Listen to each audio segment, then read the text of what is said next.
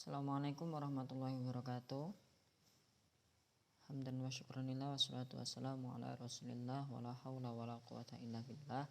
Perkenalkan, kami dari kelompok 2 mata kuliah Tafsir Bimbingan Konseling akan mempresentasikan tentang makalah kami yang berjudul Kebutuhan Nasihat bagi Semua Manusia yang diperoleh dari Telaah Tafsir Surat Al-Asr. Baik, kita lanjut ke slide berikutnya. Pengertian nasihat. Nasihat merupakan sebuah perintah yang diberikan kepada orang lain yang memiliki maksud agar orang yang menerima nasihat tersebut mau melakukan apa yang telah disampaikan oleh orang yang menasihati.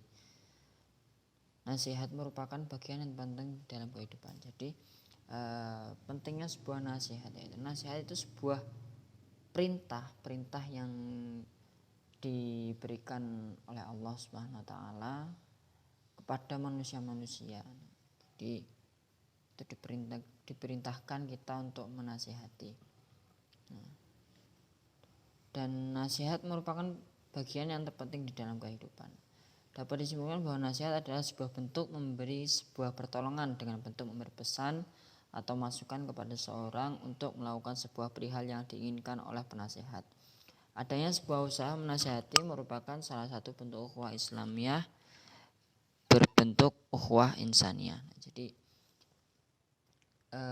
kita dapat menyimpulkan nasihat itu merupakan sebuah bentuk pertolongan, yang mana pertolongan itu diperintahkan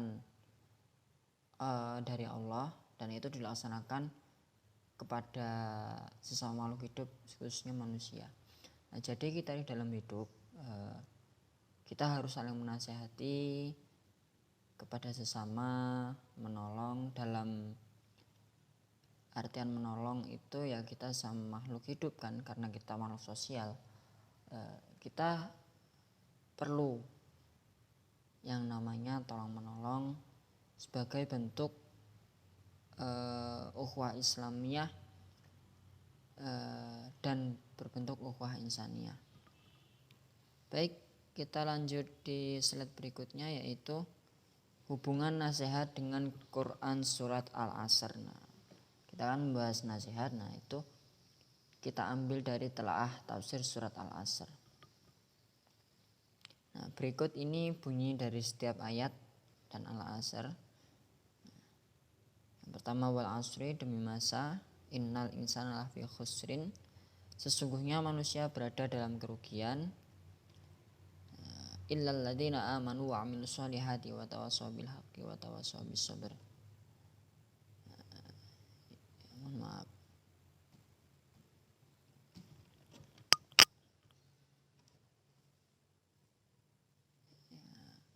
Nah, ini dia. Jadi kecuali orang-orang yang beriman dan mengerjakan kebajikan serta saling menasihati untuk kebenaran dan saling menasihati untuk kesabaran. Berikut rincian ayat dan artinya dan terjemahannya Quran Surat Al-Asr. Kita lanjut ke slide berikutnya. Kalau tadi kita membahas tentang lafadz sekaligus terjemahannya, kita sekarang membahas tentang kandungan isi Quran Surat Al-Asr. Dalam ayat pertama, Allah bersumpah dengan masa yang terjadi dalamnya bermacam-macam kejadian dan pengalaman yang menjadi bukti atas kekuasaan Allah yang mutlak, hikmah yang tinggi, dan ilmu-ilmu yang sangat luas. Perubahan-perubahan besar yang terjadi pada masa itu sendiri, seperti pergantian siang dengan malam yang terus-menerus, habisnya umur manusia, dan sebagainya, merupakan tanda keagungan Allah Subhanahu wa taala. Jadi para teman-teman sekalian, di dalam ayat pertama tersebut itu sangat membuktikan, sangat menunjukkan bahwa itu merupakan sebuah kekuasaan Allah demi masa. Jadi apapun yang itu menunjukkan, apapun yang ada di dalam alam semesta ini itu merupakan sebuah anugerah yang diberikan oleh Allah, dan itu merupakan sebuah bentuk bukti bahwa Allah itu maha kuasa, Allah itu maha agung, karena Allah SWT merupakan sang maha pencipta alam semesta ini. Kita lanjut ayat kedua, yaitu Allah mengungkapkan bahwa manusia sebagai makhluk Allah sungguh secara keseluruhan berada dalam kerugian bila tidak menggunakan waktu dengan baik atau dipakai untuk melakukan burukan. Perlu kita pahami, jadi Allah itu menciptakan sebuah perihal yang ada di alam semesta ini, juga waktu. Itu tidak ada yang sia-sia. Di dalam ayat ini, ayat kedua Quran surat Al-Asr, ini Allah mengatakan bahwa manusia sebagai makhluk Allah sungguh secara keseluruhan berada dalam kerugian. Nah, seluruhnya berada kerugian bila tidak menggunakan waktu. Nah, waktu dengan sebaik-baiknya. Nah, jadi buat teman-teman, kita sebagai manusia yang diberikan sebuah kesempurnaan berupa akal untuk berpikir, hendaknya kita menggunakan waktu kita, memanage waktu kita sebaik mungkin agar kita sebagai manusia makhluk Allah tidak menjadi golongan yang merugi. Baik, untuk selanjutnya yaitu ayat ketiga. Allah menjelaskan bahwa jika manusia tidak mau hidupnya merugi, maka ia harus beriman kepadanya, melaksanakan ibadah sebagaimana yang diperintahkannya, berbuat baik untuk dirinya sendiri, dan berusaha menimbulkan manfaat kepada orang lain.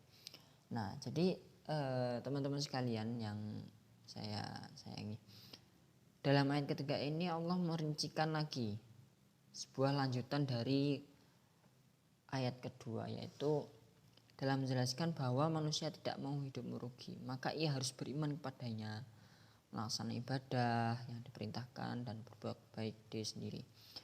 Nah, di sini dalam konteks berbuat baik untuk sendiri dan berusaha menimbulkan manfaat kepada orang lain, maksud saya belum saya teruskan tadi.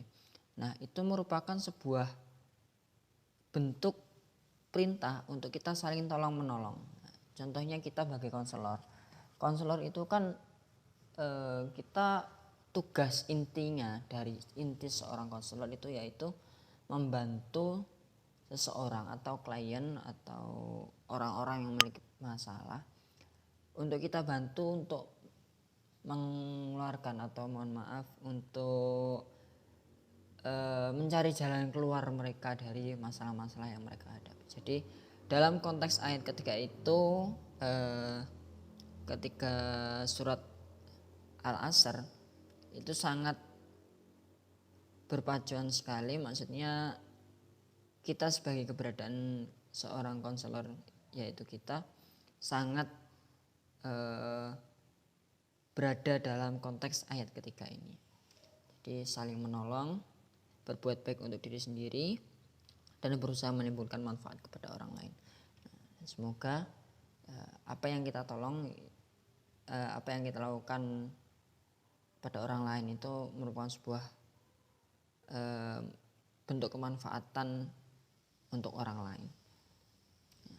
Baik, kita lanjut ke slide selanjutnya, yaitu ayat surat Al-Asr sebagai kontekstualisasi kompetensi profesionalisme konselor. Nah, kita sebagai konselor itu juga harus mempunyai acuan profesionalisme dalam konselor. Nah, yang pertama yaitu kriteria yang mengacu pada potongan ayat orang-orang yang beriman. Jadi ayat yang ketiga, implementasinya tersebut mengacu pada kompetisi profesionalisme berdasarkan iman dan takwa memiliki posisi strategis dalam tiga hal. Pertama yaitu meyakini dan mengimplementasi segenap ajaran Islam sebagai media konseling untuk membantu konseling dalam pelayanan, bimbingan, dan konseling secara menyeluruh. Yang kedua yaitu selain meyakini dan mengimplementasikan, juga dimaksudkan sebagai asas mendasar yang menunjukkan bahwa ajaran Islam merupakan penyelamat umat manusia dari garis fitnah menjadi garis fitrah tanpa terkecuali. Untuk yang ketiga yaitu menjadikan Rasulullah SAW sebagai teladan ideal seorang konselor dalam melaksanakan proses konseling. Jadi kriteria mengacu orang-orang yang beriman, yaitu maksudnya ajaran Islam itu merupakan ajaran yang sangat mengajarannya itu bisa diterima bagi orang-orang seluruhnya, maksudnya bagi seluruh manusia, bukan hanya orang Islam saja.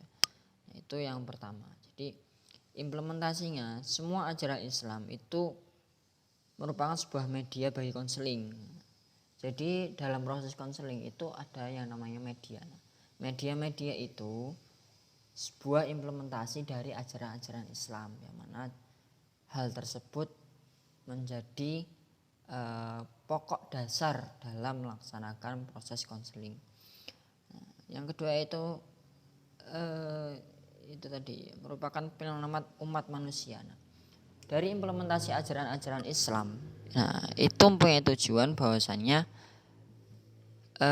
setiap orang akan diselamatkan menuju fitrah tanpa kecuali. Nah, jadi apapun masalahnya, apapun bentuk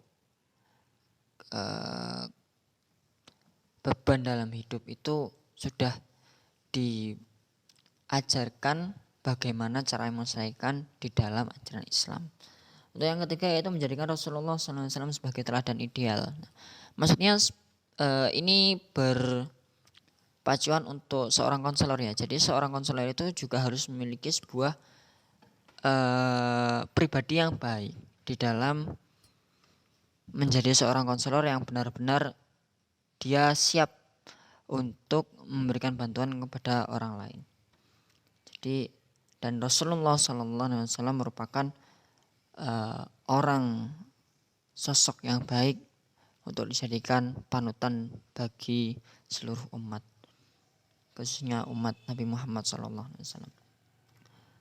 Untuk selanjutnya yaitu kriteria yang mengacu pada dan mengerjakan amal soleh. Nah, profesi konselor pada hakikatnya tidak terlepas dari nilai-nilai kebajikan untuk mendorong konseli untuk lebih memperbaiki diri agar menjadi orang-orang yang lebih baik.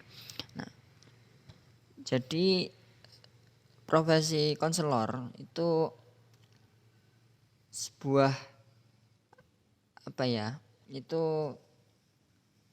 sebuah penolong, maksudnya sebuah perantara dalam menolong kepada konseli. Jadi konseli itu pada dasarnya dibantu oleh konselor untuk menyelesaikan masalah-masalah yang ditimbulkan oleh konseli. Jadi itu tadi perlunya sebuah perihal tolong menolong itu ada sekali kaitannya dengan ayat yang